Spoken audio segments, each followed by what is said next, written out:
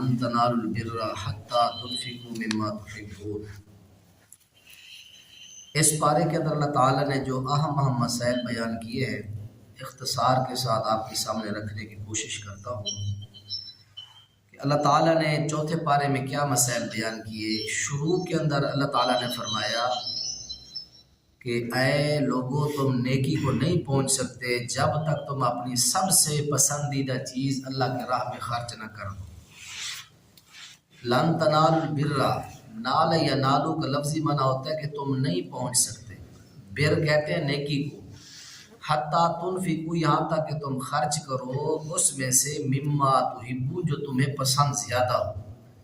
یہ نہیں ہے کہ جو فالتو چیز ہو وہ اللہ کے راستے میں دے دو، جو ضرورت سے زائد ہو وہ چیز دے دو۔ اللہ کہتا ہے یہ بات نہیں ہے، مجھے جو چیز دینی ہے سب سے محبوب ترین چیز دو، پھر تم نیکی کی انتہا کو پہنچ سکو گے۔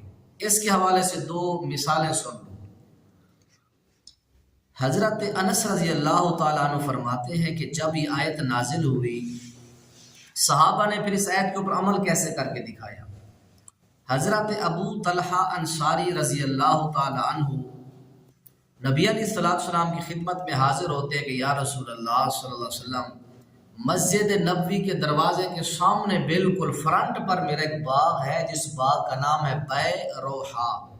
اس باغ کا نام تھا، میٹھی کھجوروں کا باغ تھا، میٹھے پانی کا کنواں تھا اس میں۔ اللہ کے نبی مسجد نبوی سے نکلتے اس میں جاتے، کھجوریں بھی کھاتے، پانی بھی پیتے۔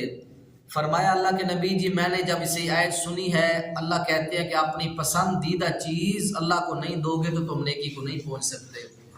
میری جو ہے جمع پونجی کی سب سے قیمتی چیز میرا یہ باغ ہے، اللہ کے نبی جی یہ میں نے اللہ کو دے دیا ہے۔ صحیح بخاری کے اندر ہے، تو پیارے پیغمبر علیہ السلام کو آ کے انہوں نے یہ وقف کر دیا۔ دوسری مثال ملاحظہ فرمائے، حضرت عمر رضی اللہ تعالیٰ عنہ اللہ کے نبی کے پاس ہے، فرمایا یا رسول اللہ صلی اللہ علیہ وسلم، میری زندگی کی جو سب سے جمع پونجی مجھے جو مال ملا ہے وہ خیبر سے جو ملا تھا وہ ہے۔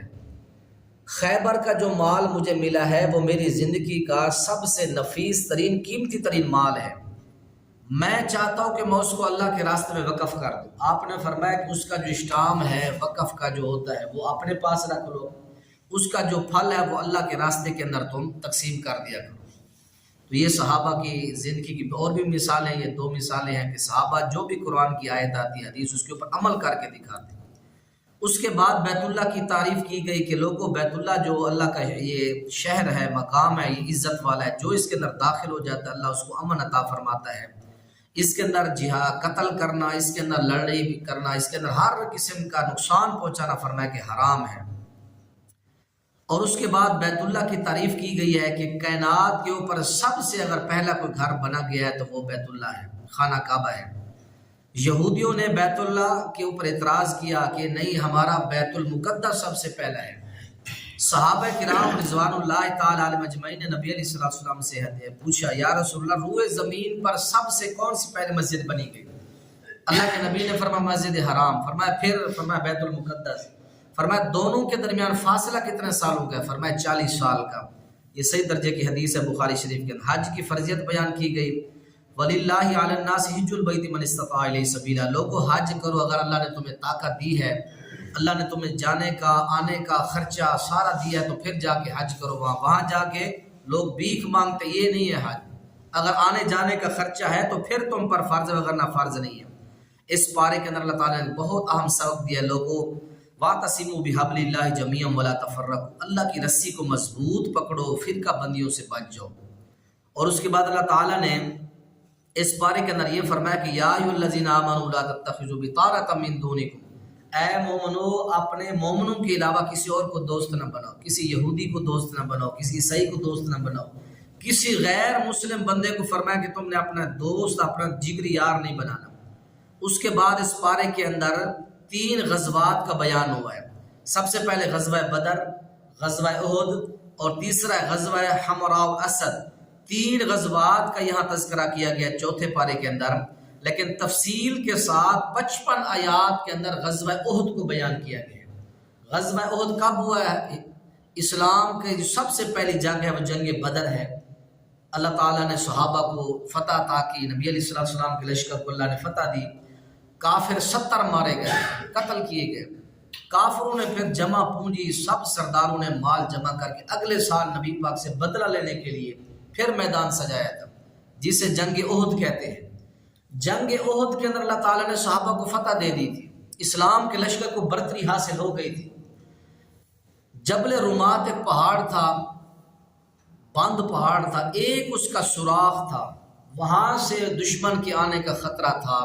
اللہ کے نبی نے فرمایا کہ 38 یا 40 صحابہ تھے، نبی علیہ السلام نے فرمایا ہمیں شکست ملے یا فتح ملے تم نے یہ درہ نہیں چھوڑنا، یہ جو جگہ ہے یہاں سے دشمن کے آنے کا بہت زیادہ چانس ہے، خطرہ ہے۔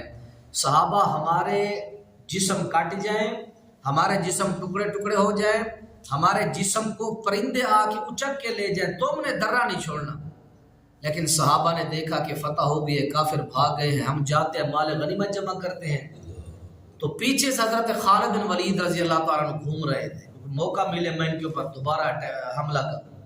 تو حضرت خالد بن ولید رضی اللہ تعالیٰ عنہ آ کے دیکھا کہ وہ درہ جو تھا وہ خالی پڑا تھا، انہوں نے آ کے پیچھے سے حملہ کیا، 70 صحابہ شہید ہو گئے، نبی پاک کے دانت جو ٹوٹ گئے، کثیر تعداد کے اندر صحابہ کو نقصان پہنچا۔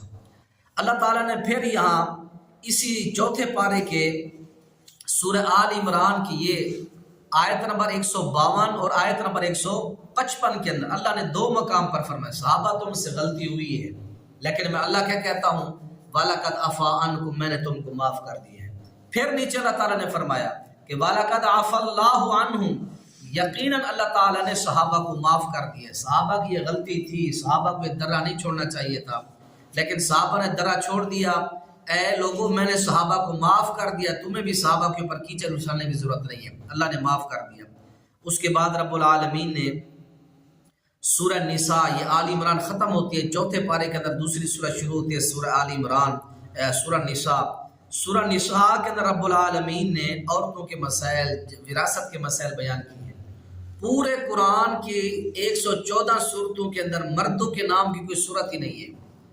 اللہ تعالیٰ نے عورتوں کے نام کی صورت نساء اللہ تعالیٰ نے یہاں قرآن کے اندر نازل کیا دی، عورتوں کی بڑی عظمت ہے، شان ہے۔ اس کے ابتدائی حصے کے اندر اللہ نے 4 مسئلے بیان کیے۔ سب سے پہلا مسئلہ، لوگوں اگر بچوں کے والدین فوت ہو جائیں تو یتیموں کے، اگر تم چاچے ہو دادے ہو تو تم نے یتیموں کو مال نہیں کھانا، یتیموں کا مال کی حفاظت کریں۔ یتیم جب بڑے ہو جائے، عاقل بالغ ہو جائے تو ان کا مال محفوظ طریقے سے ان تک پہنچا دو۔ اور دوسرا مسئلہ بیان کیا تعدد ازواج، فانکحوا ما طاب لکم من النساء مثنی وثلاث ورباع، اللہ نے تمہیں طاقت دی ہے، 4 پوشن مکان بنا کے دے سکتے ہو بیویوں کو علیحدہ علیحدہ، تو 4 شادیاں کرو، اگر نہیں کر سکتے تو فرمایا پھر ایک ہی کافی ہے۔ تیسرا مسئلہ میراث بیان کیا، فرمایا لوگوں جہاں بچوں کا حق ہے، لڑکوں کا حق ہے، وہاں لڑکیوں کا بھی حق ہے۔ للرجال نصیب وللنساء نصیب، مردوں کا بھی وراثت سے حق ہے اور اسی طرح بچیوں کا بھی حق ہے۔ اور اس طرح چوتھا مسئلہ بیان کیا محرمات کا، اللہ تعالیٰ نے 7 رشتے بیان کیے ہیں جن سے نکاح کرنا حرام ہے۔ فرمایا کہ وہ عورتیں جن سے آپ نکاح نہیں کر سکتے، سب سے پہلے آپ کی مائیں ہیں، آپ کی بہنیں ہیں، آپ کی پھوپھی ہیں، آپ کی خالائیں ہیں، بھتیجیاں، بھانجیاں، رضائی مائیں جن کا تم نے دودھ پیا ہے اپنی ماں کے علاوہ، اس سے بھی آپ کا نکاح نہیں ہو سکتا۔ اس کی جو بچیاں ہیں اس سے بھی آپ کا نکاح نہیں ہو سکتا۔ اسی طرح آپ کی ساس ہے، ساس سے آپ نکاح نہیں کر سکتے۔ اسی طرح فرمایا کہ آپ کی جو بہو ہے، آپ کا بیٹا طلاق دے دے، آپ کا بیٹا مر جائے، آپ نے اپنی بہو کے ساتھ زندگی بھر شادی نہیں کر سکتے آپ۔ تو یہ اللہ تعالیٰ نے 3 رشتے بیان کیے۔ نسب کی وجہ سے رشتے حرام ہوتے ہیں، نسب خونی رشتے، رضاعت کی وجہ سے رشتے حرام ہو جاتے ہیں، مصاہرت، ساس سے بھی آپ نکاح نہیں کر سکتے۔ آپ کی بیوی فوت ہو جائے، سالی سے تو کر سکتے ہیں، لیکن اپنی بہو سے، اپنی ساس سے زندگی بھر آپ نکاح نہیں کر سکتے۔ تو یہ 4 رشتے اللہ تعالیٰ نے حرام قرار دیے ہیں۔ اللہ عمل کی توفیق نصیب فرمائے۔